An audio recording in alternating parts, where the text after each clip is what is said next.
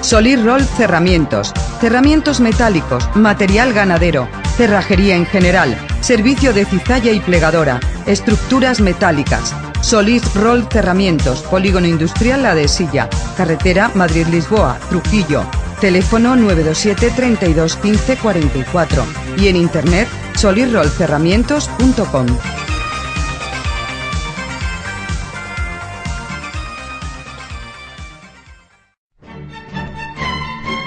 Inmobiliaria Rommel, somos una empresa de gran responsabilidad. Tenemos como objetivo conseguir para usted la vivienda ideal.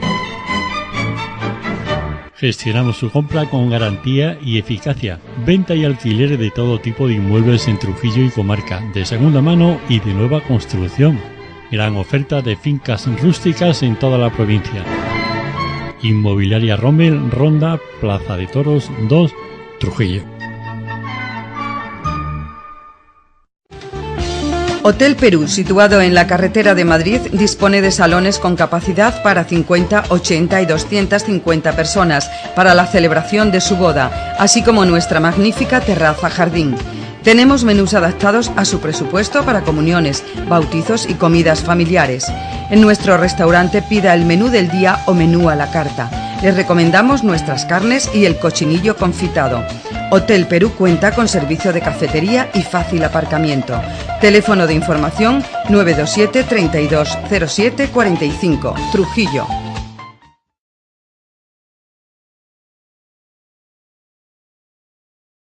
Buenas noches, ilustrísimo señor alcalde de la ciudad de Trujillo, agradecer su hospitalidad e interés para que esta muestra fotográfica en esta ciudad de gran carga simbólica para un amazónico y peruano. A la Embajada de Perú en Madrid, excelentísimo señor embajador, que nos ha acompañado fielmente la muestra en Madrid, Valladolid y Trujillo.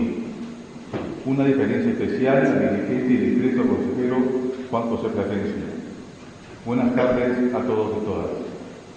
La música de azar y la historia se enlazan en cada recodo del camino. En Iquitos, Perú, vivía en una calle de nombre Trujillo.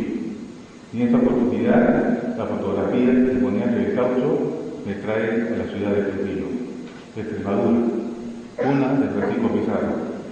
Sí, es también la ciudad donde nació Francisco de Orellana, Fray Gaspar de Carvajal, quienes se internaron de selva y bautizaron a un río caudaloso y del grosor de una inmensa anaconda con el nombre de Amazonas.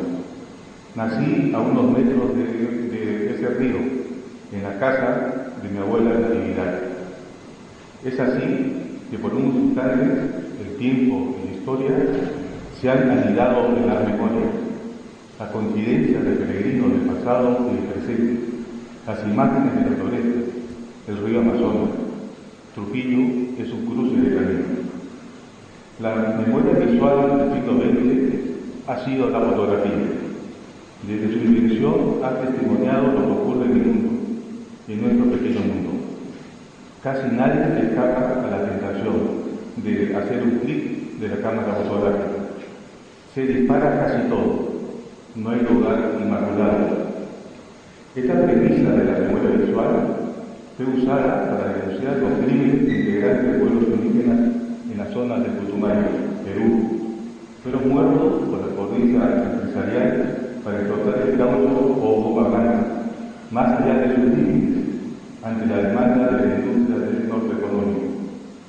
Cuando salieron las primeras denuncias sobre estos repudiables hechos, el diario donde se publicó hizo una leyenda de estos tratos crueles. La imagen era el referente. Curiosamente, la palabra urgía un aliado, y ese cofre de perfecto era la imagen, la mejor, la fotografía en blanco y negro. Esto lo entendieron muy bien los y las denunciantes, como Miguelina Costa, primera jurista amazónica, de esos asesinatos que mostraron cuerpos mutilados de indígenas, los que alegaban a favor de los caucheros del progreso. En esta oportunidad, a través de la muestra, vamos a aproximarnos a una de esas voces, de los que estaban a favor de los caucheros. Ellos, Armonía y su defensa, contrataron a un fotógrafo para que recorriera las estancias caucheras y fotografiara. El encargo era atropellar un argumento con 13 pesados zurrones y leyenda negra que cargaba. El autor de estas fotos se llamaba Silvino Santos, portugués de nacimiento y brasileño de adopción.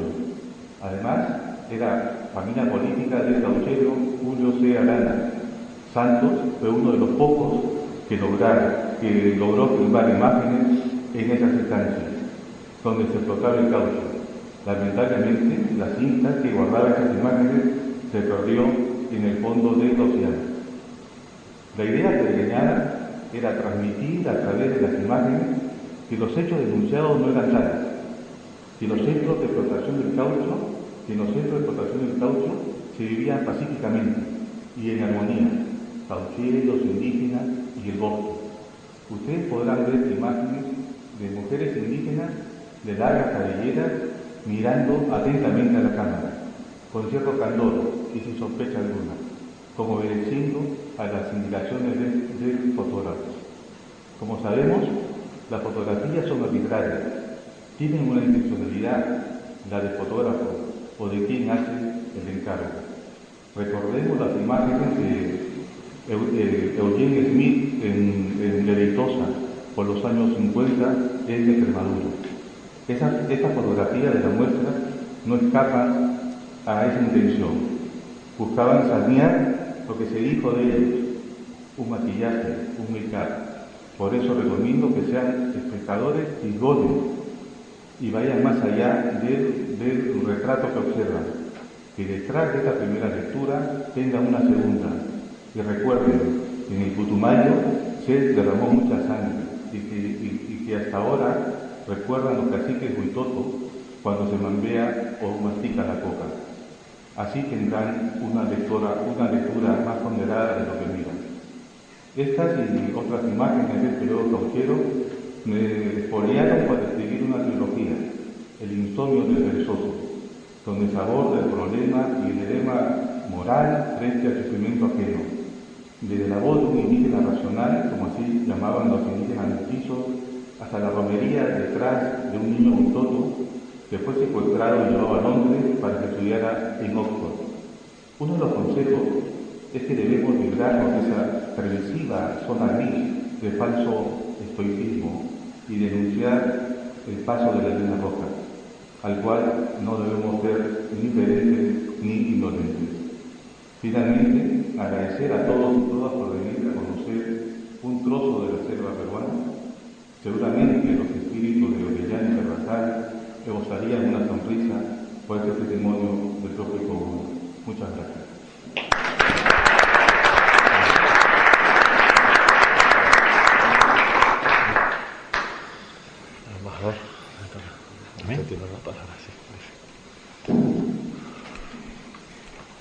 Buenas noches. Quiero también empezar expresando el gran honor que significa venir a Trujillo, en este caso ya no de paso, sino para una actividad oficial. Agradecer en la persona de su alcalde, de la fundación, y agradecer a ustedes también por acogernos esta noche y por acoger esta exposición en esta hermosa ciudad que para los peruanos pues significa tanto históricamente. Y efectivamente, como decía el profesor Donaire,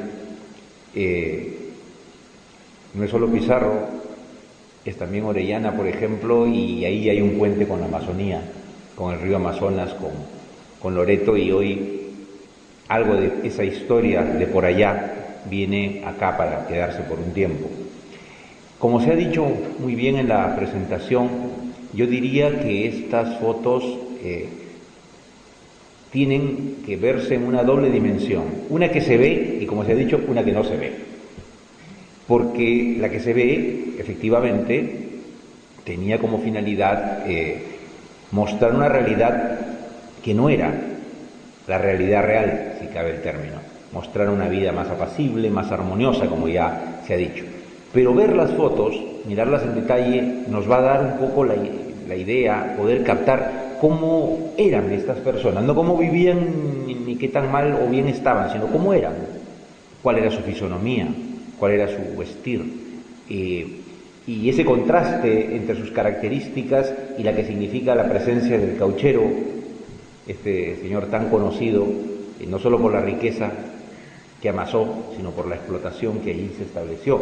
Y hay en más de una foto, creo que aparece Arana, si mal no recuerdo, y en el fondo es una visión de dos formas, de dos culturas, y la parte que no se ve, que es un poco como se decía aquí, la realidad real, es decir, los niveles a los que puede llegar la avaricia, el ansia de acumulación, de explotación de un recurso rentable, colocando esa rentabilidad por encima del respeto a la dignidad y a la vida del ser humano. No hace mucho, en Casa de América en Madrid, organizado por la Embajada de Irlanda, en un homenaje medio reivindicador que se hacía a este irlandés Casement, Roger, ¿no? Roger Casement, que fue uno de quienes documentó los maltratos hacia los pueblos indígenas de la Amazonía. Mario Vargas Llosa, premio Nobel, que retoma parte de esta temática y al personaje Casement en su libro El sueño del Celta. Bueno, el embajador de Irlanda presentó también un conjunto de imágenes de la época donde se ve a estos indígenas mutilados, azotados, maltratados y torturados. Imágenes ciertamente desgarradoras, que en este caso no van a ver en la exposición, pero que era la realidad real, si cabe la redundancia.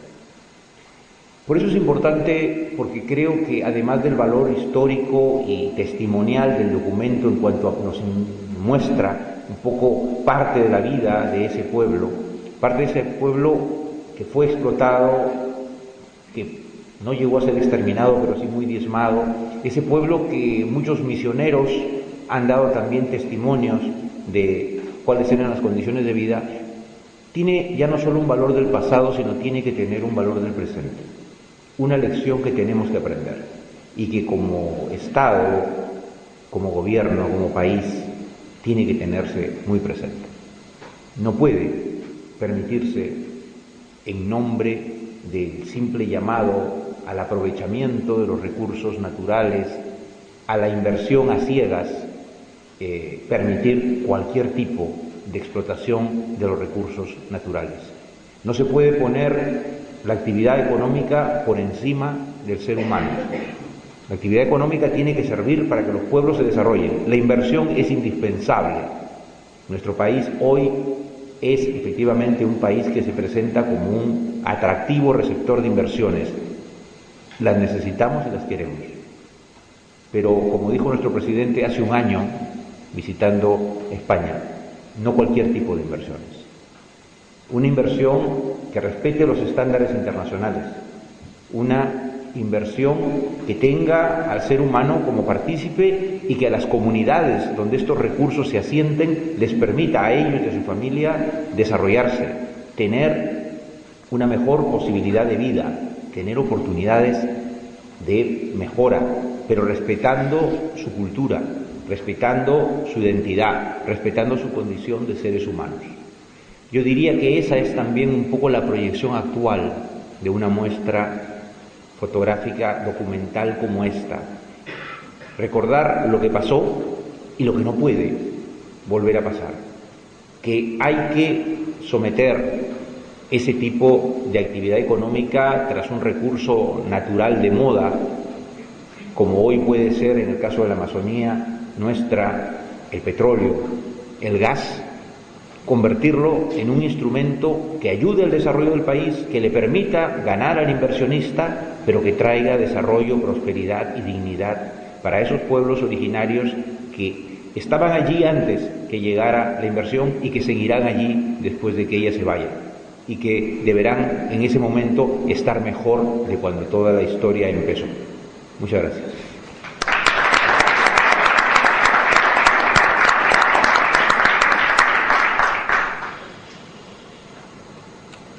pues entiendo que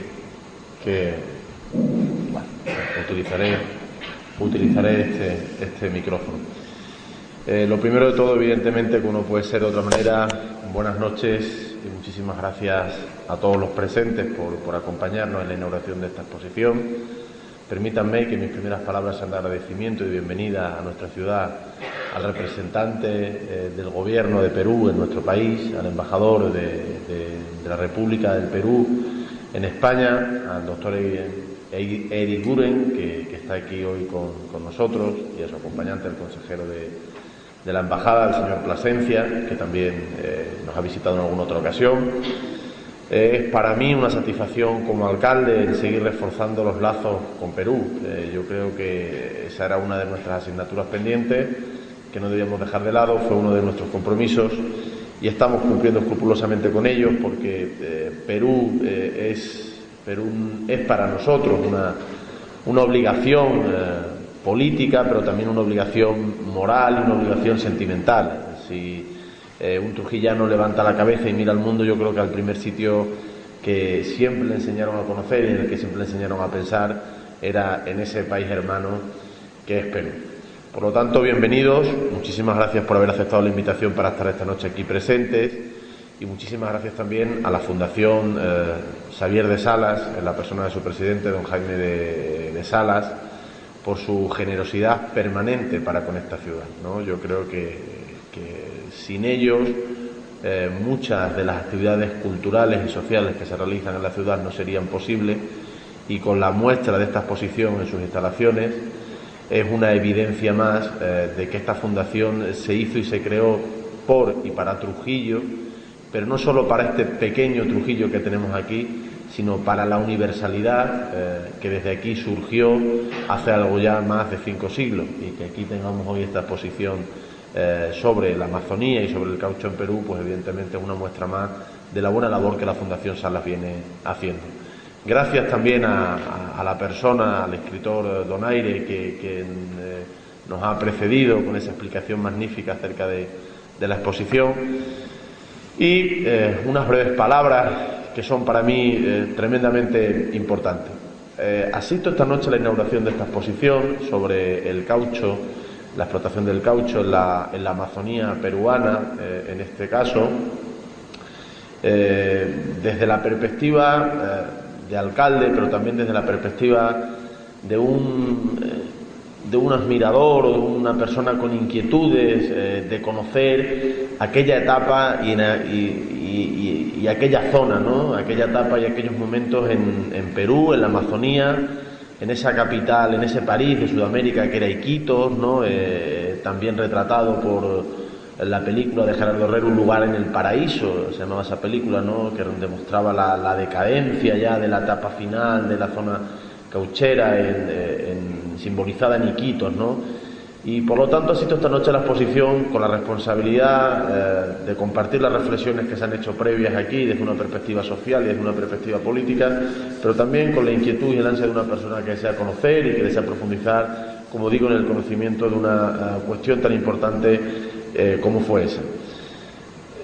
Muchas veces la imagen que tenemos de los países americanos, de los países sudamericanos en nuestra tierra, es una imagen estereotipada, una imagen basada mucho en las culturas precolombinas, en las culturas, en este caso la cultura incaica que ocupó aquella zona, y nos olvidamos y perdemos la perspectiva de la evolución de esos países a partir de la presencia de los españoles allí, y todavía hay algo más de literatura y de profundidad y de conocimiento en nuestra tierra de la etapa de los virreinatos, pero sí que es cierto que el español, el extremeño y el trujillano pierde perspectiva de la evolución de Perú, en este caso concreto, tras la marcha de los españoles en la primera mitad del siglo XIX. Es decir, tras abandonar la presencia española las tierras peruanas, parece que hemos hecho un hueco en la historia de ese país y no hemos vuelto a tener noticias de él hasta que los medios de comunicación, la evolución normal de la sociedad, otra vez a través de la televisión, los años 40, 50 han ido poniendo en relieve otra vez, y hay algo más de conocimiento de la realidad de Perú, pero es cierto que tenemos ahí unos casi 100 años en los que una inmensa mayoría de ciudadanos desconocemos realmente lo que pasó en un país que creció, se desarrolló y fue capaz de constituir lo que es hoy, ¿no? Como ha dicho el señor embajador, una potencia en el área de influencia de Sudamérica y, ¿por qué no?, una potencia emergente también en todo el mundo. No olvidemos que Perú es un país muy grande, un país con un potencial de recursos naturales muy importante. Quizá yo diría, y tenía la oportunidad el otro día de compartirlo con algunos empresarios, uno de los países, sino el que ahora mismo más y mejores condiciones ofrece para el aprovechamiento de sus recursos naturales en el mundo. Pero el señor embajador ha introducido una perspectiva, yo creo, francamente importante, que es la importancia de que se acuda a estos países con una idea que viene siendo olvidada de manera reiterada por los europeos y por los occidentales de manera muy reiterativa, que es la del respeto hacia las tribus, hacia los colectivos humanos que están establecidos en aquellas zonas. Ayer inauguraban en el Museo de Ciencias Naturales de Madrid una exposición sobre el Amazonas. Ayer el Museo de Ciencias Naturales de Madrid inauguraba una exposición, la más importante que se ha hecho sobre el Amazonas en los últimos años en nuestro país, y tenía la oportunidad de dirigir unas palabras a las personas allí presentes. Evidentemente mi presencia allí era debida al ser el alcalde de la ciudad donde nació Francisco de Orellana, el descubridor del Amazonas, al que gracias a esa celebración del 5º centenario que hemos tenido en los últimos años, pues hemos recuperado algo su figura, porque es cierto que también los trujillanos hablamos mucho de Pizarro, y nos olvidamos de la gesta importantísima, y más en estos tiempos, que hizo Francisco de Orellana con el descubrimiento del Amazonas. Y la verdad es que la exposición tenía un inicio, que era un recorrido histórico por las expediciones que se habían hecho por parte de españoles, la primera evidentemente por Francisco de Orellana, pero las que se hicieron hasta mediados de los años 50 por otros muchos investigadores, historiadores de nuestro país, pero tenía una segunda perspectiva muy importante en la exposición, que era una petición de respeto a la conservación de esos modos de vida cada vez más reducidos que van quedando en el Amazonas hacia esas tribus indígenas. Esta exposición tiene que servir para eso.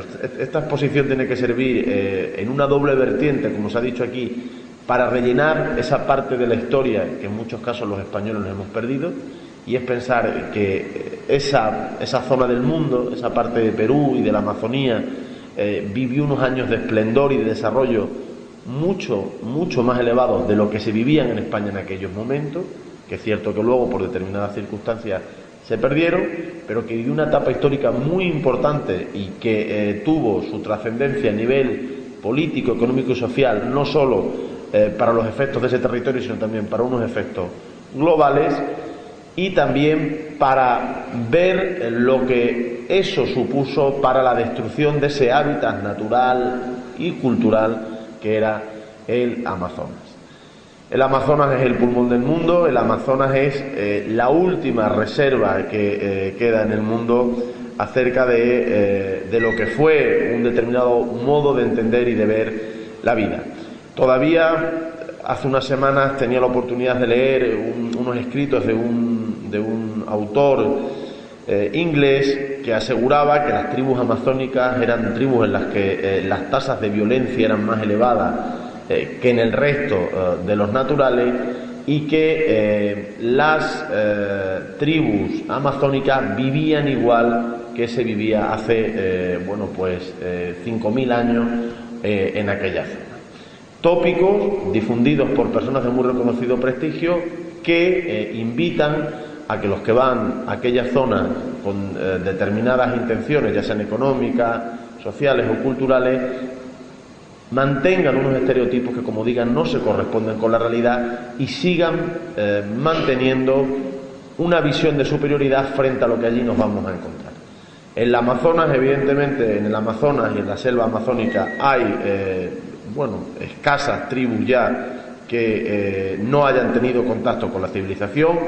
No soy experto, ni soy etnógrafo, ni biólogo, pero por lo que he podido leer son escasas las familias o tribus que pueden quedar que no hayan tenido ningún contacto con la civilización actual, sino que todas esas pequeños reductos que van quedando de indígenas evidentemente ya están influenciados por la civilización moderna, por decirlo de algún modo, y están, bueno, pues dentro de sus modos y vivencias particulares están adaptados a unos nuevos modos de vida y tienen sistemas que les permiten una conexión con el mundo exterior, pero eso no es óbice para que entendamos que ellos tienen una manera propia de entender el mundo, una manera propia de vivir y una manera que es tan respetable como lo es la nuestra, y no debemos en ningún caso exterminarla. Por lo tanto, y termino,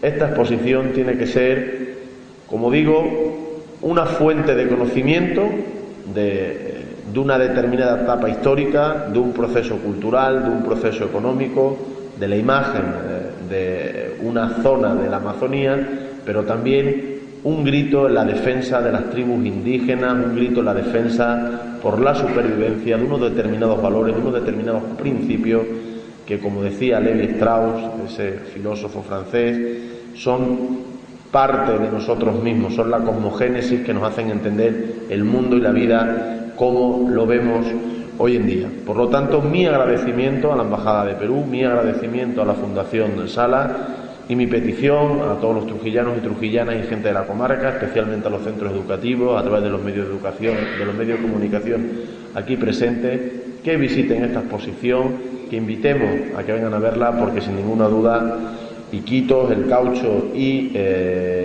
todo lo que esto representa forman parte de una bellísima historia que quien la conozca evidentemente le va a permitir cambiar su visión acerca de esta zona. Nada más y muchísimas gracias.